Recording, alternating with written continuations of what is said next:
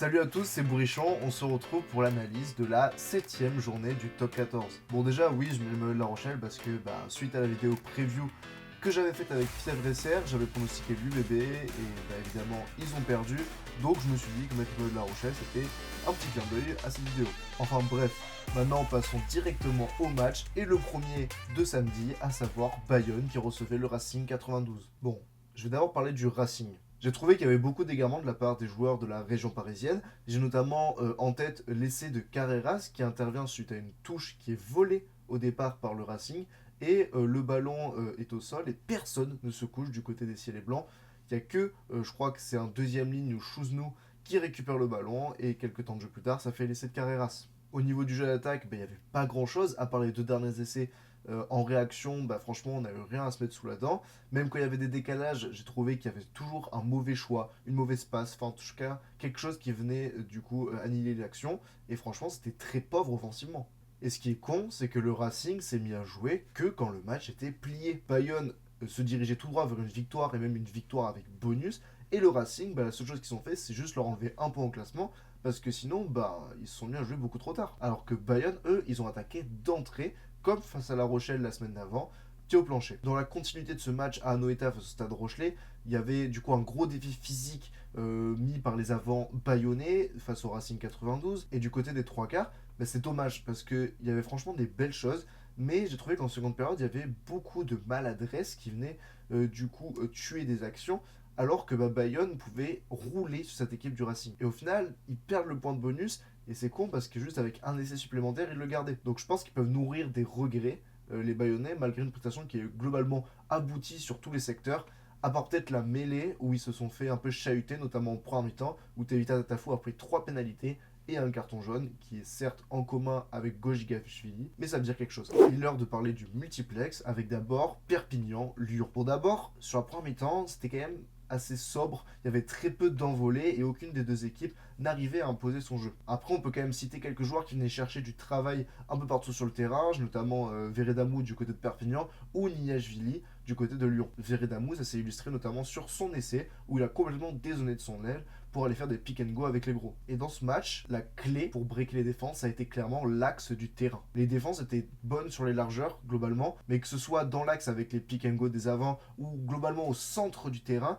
c'était là qu'il y avait les faiblesses défensives. Et globalement, les deux équipes l'ont compris. Et au niveau du scénario, j'ai cru que Perpignan allait se bouffer le match au moment où Lyon est à 13 et que Perpignan est dans les 22 lyonnais, et à la place de marquer un essai, ils se font arracher le ballon, et derrière contre-attaque de Lyon qui marque une pénalité et qui du coup passe à 26-23 ou 26-22. Et là je me suis dit que clairement Lyon avait fait la meilleure action possible pour gagner le match. Malheureusement après ils étaient toujours 13, donc ils ont subi la puissance des Catalans avec du coup cet essai de Faso. Au niveau des styles de jeu, j'ai trouvé que Perpignan a beaucoup alterné, il y a eu beaucoup de permutations entre Ocagne et Alan qui étaient respectivement arrière et demi d'ouverture, et c'est des postes que les deux joueurs peuvent occuper. Donc on a vu souvent Ocagne en premier attaquant, premier receveur, ou après Alan qui était plutôt dans la ligne, alors que généralement c'est le 10 qui prend le ballon en premier. Et du côté de Lyon, je trouve que sur la fin de match, ils sont un peu trompés, ils ont voulu trop jouer debout, parce que c'est une équipe plutôt joueuse qui aime bien les offloads, tout ça. Sauf que du coup, il y a eu plusieurs ballons échappés, égarés, qui a profité à Perpignan. Et aussi, sur cette dernière action, à trop vouloir jouer debout, ils se font coffrer et fin du match. Pour Lyon, on repart avec un bonus défensif qui reste totalement mérité. On continue le multiplex avec Castres Stade Français. Et franchement, regardez Castres, c'est de plus en plus agréable. Je trouve qu'ils ont un jeu vraiment complet, que ce soit devant ou derrière. On a un vrai lien en fait entre les avants et les trois quarts du côté du CO. Ça se voit notamment avec des joueurs tels que Léoné Nakarawa ou Abraham Papali qui sont le parfait relais entre les avants et les trois quarts, car ce sont des gros mais qui jouent parfaitement bien au ballon, et donc c'est notamment grâce à cette faculté que Nakarawa peut délivrer un offload venu de l'espace pour après faire marquer Rémi Bagé. Alors qu'à l'inverse, le jeu du Stade français, il est très triste à voir. Et ça fait plusieurs semaines qu'on le dit. Le jeu de trois quarts, il n'y en a pas eu, alors que c'est franchement le point où le Stade français a essayé de changer comparé à la saison dernière. Là, les deux essais qui marquent, c'est d'abord un pick and go des gros et après une interception, un contre, donc on peut pas parler de vrai essai de trois quarts. En plus, j'ai pas compris ce coaching qui était là pour punir les joueurs qui étaient pas forcément dans le match, avec notamment Joe Jonas qui est sorti à la 28e minute et qui n'est pas re-rentré. Alors qu'en fait, que ce soit Jonas ou Paré, le Stade français fait toujours les mêmes erreurs. Et le moment où j'ai compris que le Stade français allait prendre un gros score encore une fois, c'est clairement quand Kokaji prend son rouge du coup aux alentours de la 20e minute. Le Stade français derrière a une possession dans les 22 mètres castrés, il ne marque pas, et sur quelques temps de jeu suivants, il y a l'essai de Louis Lebrun. Surtout que l'essai qu'ils prennent de Louis Lebrun, franchement, je trouve qu'il est trop facilement marqué. Alors oui, c'est bien joué ce petit par-dessus tout ça, mais où était la couverture? Où était Jonas? Voilà, quand je dis que c'est les mêmes erreurs, celle-là c'était Jonas en l'occurrence, mais avec Barré ça aurait été la même, juste c'est le placement qui est pas bon. Et on commence vraiment à s'inquiéter du niveau de jeu du Stade français, je trouve. Une autre équipe dans le dur en ce début de saison, c'est Montpellier qui se déplaçait à Toulon. Alors que pourtant, sur la première mi-temps, Montpellier était clairement dans le match. Alors que soit défensivement et au niveau du défi physique imposé par les Toulonnais, mais aussi offensivement, où il y a eu quelques brèches trouvées par Stuart Torg et Cobus Reinhardt entre autres, et suivi d'une magnifique combinaison pour l'essai de Maël Moustin, toujours en première mi-temps. Alors qu'à l'inverse, on voyait des Toulonnais avec une charnière plutôt dynamique qui essayaient de tenter, mais qui n'y arrivait pas. Et ce qui a fait la différence en seconde période, c'est que Montpellier juste a offert des points à Toulon. D'abord, il y a cet essai de Serein avec ses Chistera de Thomas Vincent, mais ça, j'en reparlerai un petit peu plus tard. Et même sur l'essai de Wayne Nicolo, alors certes, il est magnifique, Wayne Nicolos le fait tout seul, mais bon, la défense, c'est juste pas possible de rater autant de plaquages sur un joueur. De plus, on a vu un triangle derrière de Montpellier qui était vraiment catastrophique, j'ai trouvé. Alors, il y a Moustin qui, offensivement, s'est un peu démené, mais bon, après, globalement, sur la ligne aérienne, c'est les Toulonnais qui ont bouffé les Montpelliérains. Et puis après, en défense, Tambo et Vincent, ça a été catastrophique. Et offensivement, il n'y en a aucun qui a été vraiment au-dessus des Toulonnais. Et même juste au-dessus tout court. Alors que les Toulonnais, ils ont fait des choses simples, encore une fois, mais c'est juste de la pression, de l'engagement, et au final, ça finit par passer. Avec, j'ai trouvé un très bon match dans la gestion de Enzo Hervé.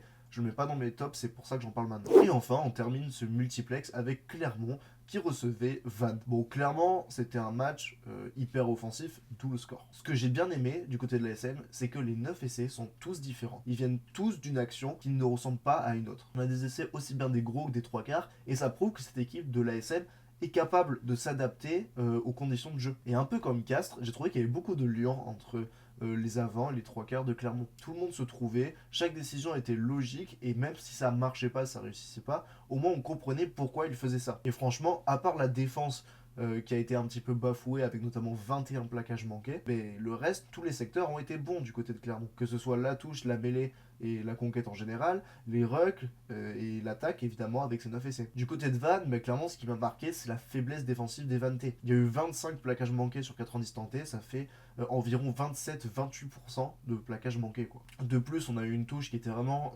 catastrophique, que ce soit avec Léafa ou avec Blanchard, peu importe le talonneur, soit il se faisait voler, soit il y avait le sauteur qui se faisait lober, soit il y avait un mauvais lancer, enfin bref, il y avait toujours quelque chose et Van ne pouvait pas lancer le jeu après touche. Mais bon, malgré tout, on peut pas enlever le fait que Van a essayé de jouer avec du coup cette envie qui est plutôt caractéristique maintenant des Bretons depuis qu'ils sont remontés. Et mine de rien, même si le score était fait, ils sont allés au mental se chercher un dernier essai alors que bon, ça servait à rien de jouer quoi. Donc on peut retenir ça quand même du côté de Vannes. Il est temps maintenant de parler de section paloise, Stade Toulousain. Bon, durant les 25 premières minutes, on a un Toulouse qui a des envies d'extérieur, qui a des intentions de jeu. On voit notamment beaucoup d'utilisation d'avant pivot et de joueurs dans le dos pour créer des décalages. Du côté de la section, bon, elle subit beaucoup en ce début de match, mais après elle va réagir notamment avec ses gros et une séance de pick and go. Sur le reste du match, clairement la défense de Toulouse, elle a été hyper rugueuse et agressive, et c'est grâce à ça qu'ils gagnent le match. Parce qu'en fait, la section paloise se dépensait beaucoup en attaque, mais n'arrivait jamais à gagner des mètres, à gagner l'avantage. Et du coup, après, soit il y avait un grattage toulousain,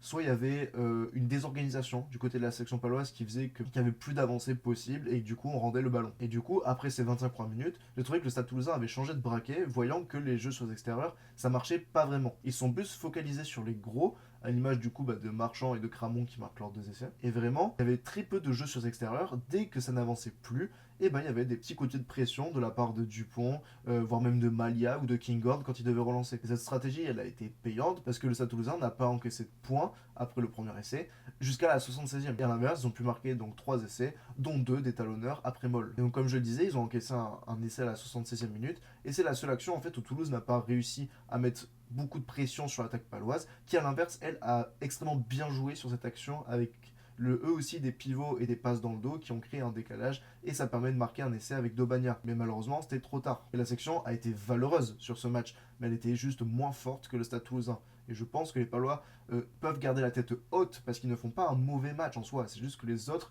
les ont tellement étouffés, étaient tellement forts mentalement et physiquement qu'ils étaient largués les autres. Et enfin, le dernier match, c'était La Rochelle qui recevait l'UBB. Bon, déjà, parlons de la première mi-temps qui était 100% à l'avantage des Rochelais. Clairement, c'est l'occupation rochelaise qui a fait commettre énormément de fautes à Bordeaux. Parce qu'il y avait, à la fin de première mi-temps, environ 80% d'occupation dans le camp bordelais de la part des Rochelais. Ce qui est juste énorme. Et ce qui veut dire surtout que l'UBB, quand ils avaient des ballons, soit ils jouaient chez eux du fait d'une bonne défense, soit en fait ils avaient juste pas de ballon vu que c'était La Rochelle qui les avait. Et en ce début de match, c'est la défense sur les largeurs de la part des Bordelais qui n'est pas du tout bonne. On a notamment du coup le premier essai et même le deuxième essai, les deux essais de Teddy Thomas qui viennent après des erreurs de défense sur les largeurs. En deuxième mi-temps, l'UBB revient sur des bases plus combatives avec le retour de son jeu un petit peu, avec notamment cet essai d'Huberti avec du jeu debout, de vitesse. Mais bon, globalement, ils étaient trop largués en première mi-temps, ils ont commis trop de fautes pour pouvoir espérer quelque chose. Et ce qui est con, parce qu'ils peuvent aller chercher un bonus défensif, les Bordelais, mais juste l'attentisme sur le deuxième essai de Dulin et ce mauvais choix de Buros à la fin de match font que il n'y a pas de point de bonus qui aurait été pourtant pas mérité, mais en tout cas qui aurait été le symbole de la réaction bordelaise en seconde mi-temps. Et puis bon, quand on parlait de ce match, sans parler de la discipline, là ça a été clairement le poison de ce match. Il y a eu 17 pénalités pour Bordeaux, 13 pour La Rochelle, un carton rouge et je crois 4 cartons jaunes pour les deux équipes. C'est juste énorme et franchement ça fait chier parce qu'il n'y avait aucun rythme dans ce match alors que ça aurait pu franchement être une belle affiche. Vous savez maintenant, je vais parler des tops et des flops en joueurs. Bon, d'abord, en top, j'ai parlé de Jack Willis. Il a eu une activité débordante avec notamment, je crois, 4 ou 5 ballons grattés dans les rugs palois, ce qui est juste énorme, ça a été juste un poison.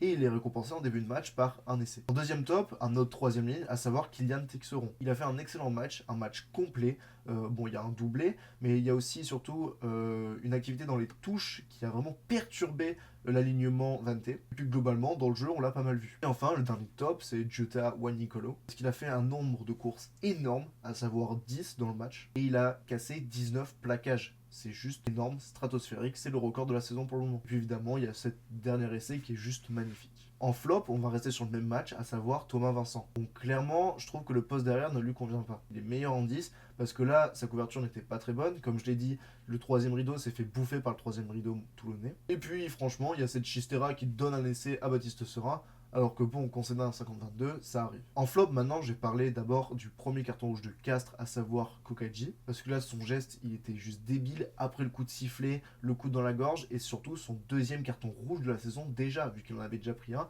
avec les Fidji face au Tonga. Et pour le deuxième carton rouge, je vais parler évidemment de Yoram Moefana. C'est en fait un geste con, parce que la semaine d'avant, il y avait Nakalevu qui avait fait un plaquage tête contre tête sur deux porteurs, donc il le sait que c'est une zone à risque, et là il fait exactement la même chose en moins violent sur Danti. Et en fait c'est juste un geste débile parce que ça peut lui coûter la tournée quoi. Et là je pense qu'il va rater au moins les deux premiers matchs, et pourquoi pas le troisième. Au niveau des pronos, alors d'abord on a Bordeaux qui reçoit la section paloise, et je pense que Bordeaux va se rassurer après un match compliqué à La Rochelle. Lyon-Bayonne, je vois les Lyonnais réagir aussi après cette défaite à Perpignan. Montpellier-La Rochelle, je pense que c'est le moment ou jamais pour La Rochelle d'aller gagner à Montpellier en souffrance.